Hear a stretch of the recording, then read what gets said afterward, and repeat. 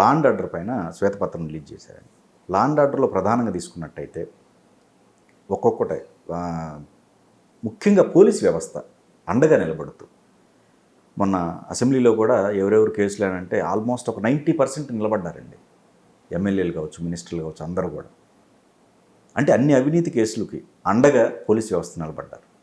Next గంజాయి, drugs కావచ్చు, ఒకటని కాదు సార్, హత్యలు కావచ్చు. అంజీ మళ్ళీ మనం వైద్య పరిభాషలో సిమ్టమ్స్ అంటారు, ఓకే, డిజీజ్ అంటారు. సిమ్టమ్స్ అంటే వ్యాధి లక్షణాలు. మీరేం చెప్తున్నారు? జ్వరం బాగా పెరిగిపోయింది, ఒళ్ళు నొప్పులు వస్తున్నాయి, పుండు వచ్చింది, ఇవన్నీ కరెక్టే. ఓకే, దీని మూలంలోకి వెళ్ళకపోతే మన అంతసేపటికి ఒళ్ళు నొప్పుల్ని, పుండుని, జ్వరాన్ని వర్ణిస్తూ కూర్చుంటాం. ఓకే, మీరు చెప్పినవన్నీ కూడా వ్యాధి లక్షణాలు. వ్యాధి చట్టబద్ధ పాలన లేదు. పోలీసు యంత్రాంగం పూర్తిగా ప్రభుత్వం చేతుల్లో, రాజకీయం చేతుల్లో బందీ అయిపోయింది ఈ దేశంలో. నేను 30 ఏళ్ళ నుంచి ఘోషిస్తున్నాను. అది చేయకుండా, పోలీస్ యంత్రాంగం స్వతంత్రంగా పనిచేసే ఏర్పాట్లు చేయకుండా, మీరు ఎవడు ప్రభుత్వంలోకి వచ్చినా కాస్త అటు ఇటుకి ఇలాంటివి జరుగుతుంటాయి.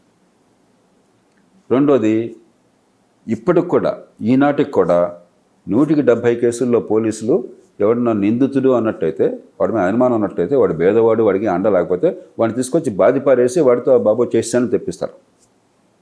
ఆధునిక యుగంలో అది పరిష్కారం కాదు. ఫారెన్సిక్స్ కావాలి, టెక్నాలజీ ఉపయోగించాలి, ట్రాన్స్పరెంట్గా ఇన్వెస్టిగేషన్ జరగాలి.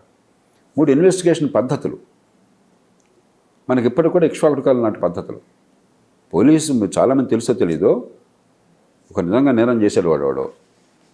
ఆ సందర్భంలో పోలీసులు ఒప్పేసుకున్నాడు, హత్య చేశాను సార్ అని చెప్పని. మన చట్టం ప్రకారం కోర్టులో ఆ రకమైనటువంటి వాంగ్మూలం ఒప్పుకోవడానికి వీల్లేదు, కన్ఫెషన్. ప్రపంచంలో మరే దేశంలోనూ మన ప్రాణాలను కాపాడి అవసరమైతే దానికోసం ఇతరుల ప్రాణాలను తీసే అధికారం అన్న పోలీస్ యంత్రాంగం. వాడు తుపాకీ పెట్టచ్చు, తుపాకీ పేల్చొచ్చు, అవన్నీ అధికారం ఉంది. వాడి దగ్గర నేరస్తులు వచ్చి నేరం చేశాన్ని కనుక వాంగ్మూలం ఇస్తే ఆ వాంగ్మూలం కోర్టులో చెల్లదు. ఇప్పటికి కూడా చాలా మార్పులు జరగాలి సార్. సో ఆ పద్ధతులు మార్చాలి. 4వది, ప్రాసిక్యూషన్. మన దేశంలో ఉన్నంత బలహీనమైన, పేలవమైన ప్రాసిక్యూషన్ ప్రపంచంలో ఎక్కడ ఉండదు. ఇప్పుడు ఈవేళ రాష్ట్ర ప్రభుత్వం పోటీ పడుతోంది అమెరికాలో. ఎవరు? కమలా హ్యారిస్. ఏమిటి ఆవిడ ప్రతిష్ట, ఆవిడ చరిత్ర ఏంటి? కాలిఫోర్నియా రాష్ట్రంలో ప్రాసిక్యూటర్గా పేరు తెచ్చుకున్నది.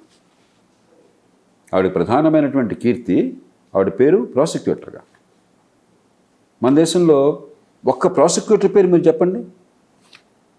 ప్రజల దగ్గర కాస్త మంచి పేరు తెచ్చుకున్నాడు, వీళ్ళు బాగా చేస్తున్నారని, వాళ్ళు వస్తే నేరాలు తగ్గిపోతున్నాయి, శిక్షలు పెడుతున్నారు దుర్మార్గులు, ఒక్క కేసు చెప్పండి మీరు. దాన్ని పేలవం చేశాం, నిర్జీవం చేసి పారేశాం. 5వది, చివరికి కోర్టుల సంగతి ఏమైనా వేరే చెప్పాల్సిన అవసరం ఉందా? ఎవరిని ఒకసారి కోర్టుకు వెళ్ళమనండి. ఏ కోర్టుకైనా సరే, మీ ఇష్టం వచ్చిన కోర్టుకి ఒక్కరోజు వెళ్ళి అక్కడ కూర్చో, తెలుస్తుంది నీకేం జరుగుతుందో.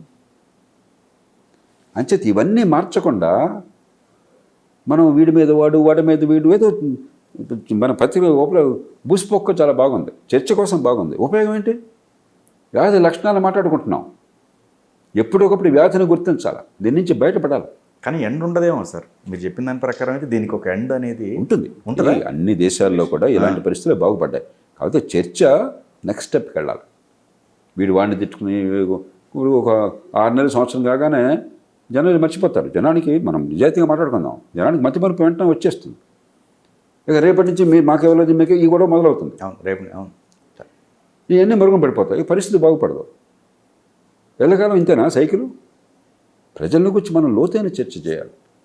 ఈ దేశాన్ని కాపాడాలి, భవిష్యత్తుని కాపాడాలి అని చెప్పంటే చట్టబద్ధ పాలన పెట్టాలి. కావాలంటే 5 చేయాలి, నిర్దిష్టమైనవి చేయాలి, పద్ధతి ప్రకారం చేయాలి.